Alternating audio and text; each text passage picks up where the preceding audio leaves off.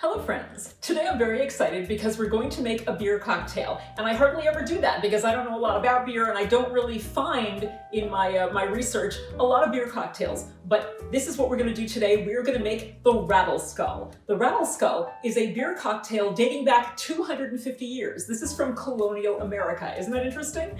A Rattle-Skull means somebody who's like a chatterbox, like sort of flighty, so that's what this drink is named after. Not sure why, but let's go ahead and make this. All right, we start with a chilled glass that we would put beer into, a big glass, and to this we're going to add 1.5 counts of dark rum, 1 count or 1 ounce of brandy, okay. We're going to add 3/4 ounce of lime juice. So it's interesting, right?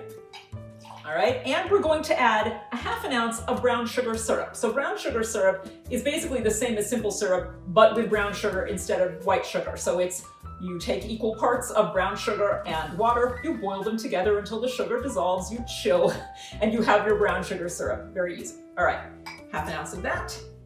Now, we are going to take porter beer. I actually didn't know what porter beer was, so I had to ask somebody at the store. It's kind of like stout, but supposedly it's not quite so hoppy.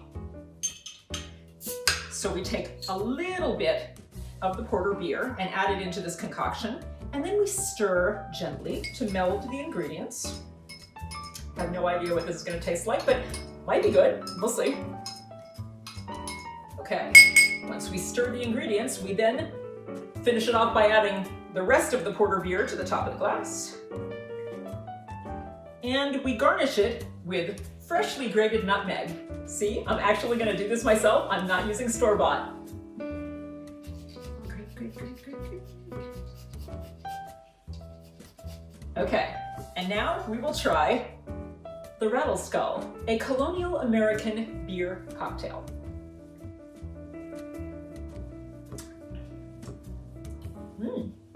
It's good.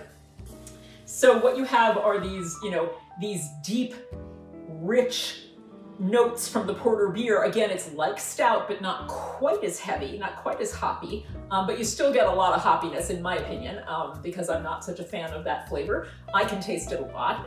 But then you have, sort of counteracting that, the sweet richness of the rum as well as the brown sugar syrup. And then you've got the tanginess of the lime juice, and finishing it off, this sort of softer edge from the brandy. It's interesting. It's interesting.